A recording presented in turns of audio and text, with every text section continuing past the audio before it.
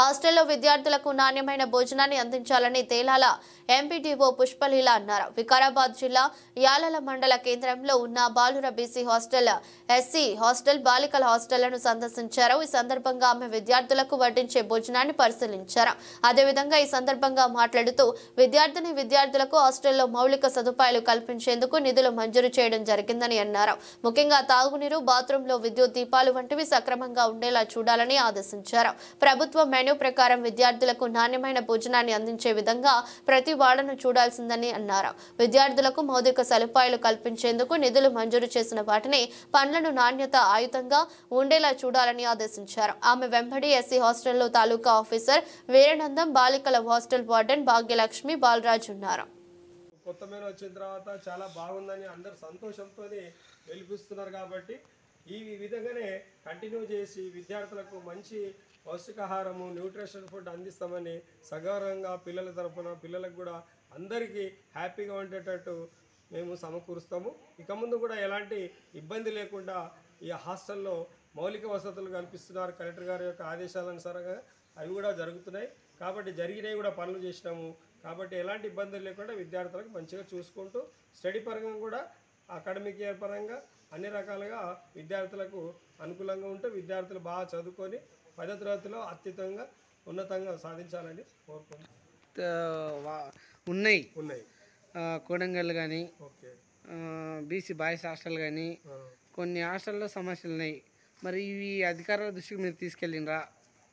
మేము తీసుకెళ్తున్నాము. ఇక ముందు కూడా ఎలాంటి ఏమైనా ఉంటే మా దృష్టికి తీసుకొస్తే అలాంటి హాస్టల్లో కూడా మౌలిక వసతులు కానీ ఎలాంటి విధంగా ఏమైనా జరిగినా కూడా వాటిని కూడా మేము చట్టపరంగా మేము యొక్క రూల్స్ అండ్ రెగ్యులేషన్ ప్రకారంగా ఎలాంటి విధంగా మేము ఇంప్లిమెంట్ కాకపోతే కూడా వాళ్ళ మీద యాక్షన్ తీసుకుంటాము.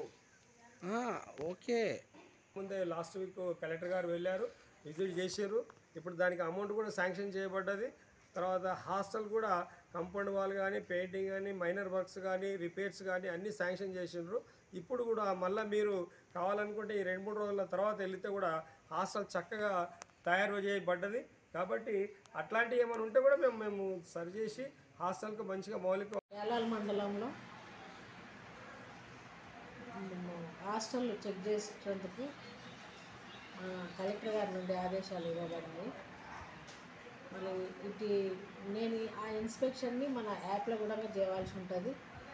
వాళ్ళ ఫుడ్ ఏ రకంగా పెడుతున్నారు, రైసు పాత అయినా ఉన్నాయా, అట్లాంటివి ఉంటే తీసి అక్కడ వాటిని వాడకుండా ఉండేటందుకు ఒకటి, అక్కడ క్లీన్గా పరిశుభ్రత పాటించేటందుకు.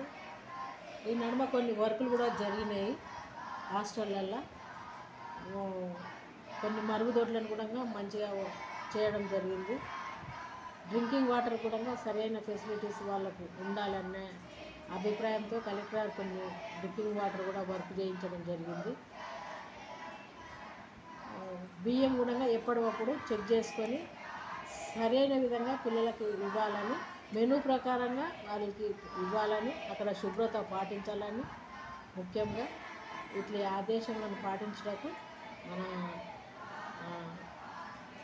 ఈ హాస్టల్ 3 హాస్టల్ నేను BC hostel boys, SC hostel boys, girls hostel Yalal 3 హాస్టల్లో నేను చెక్ చేయడం జరిగింది. అనిపించినాయా?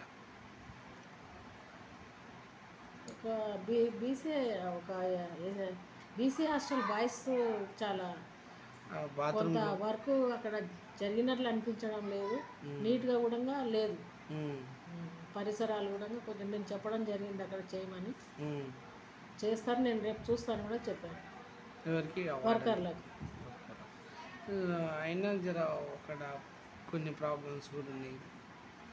మీరు ఒకవేళ హాస్టల్ చుట్టూ కాంపౌండ్ వాళ్ళు అవసరం కదా, ఆ విషయం అక్కడ హాస్టల్ కాంపౌండ్ వాళ్ళు కూడా ఎందుకంటే చెట్లు అవి ఉన్నాయి కదా పరిస్థితిని, ఆ విషయాన్ని కలెక్టర్ దృష్టికి తీసుకోగలగాలి. అక్కడ వర్క్ జరగలేదు. మేము తప్పకుండా అక్కడ వర్క్ జరిగేటట్లా నేను మళ్ళీ తిరిగి మళ్ళీ పై అధికారులకు తెలియజేస్తాను. మేడం ఇంకొకటి, హాస్టల్లో ఉడకని అన్నం పెడుతుందంట మధ్యాహ్నం భోజనం. అట్లాంటిది ఏం లేదు, మేము కూడా చెక్ చేస్తున్నాం.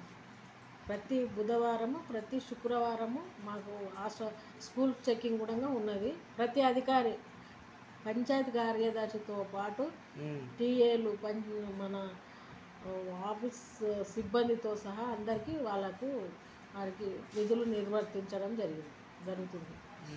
అలాట్మెంట్ చేశారు.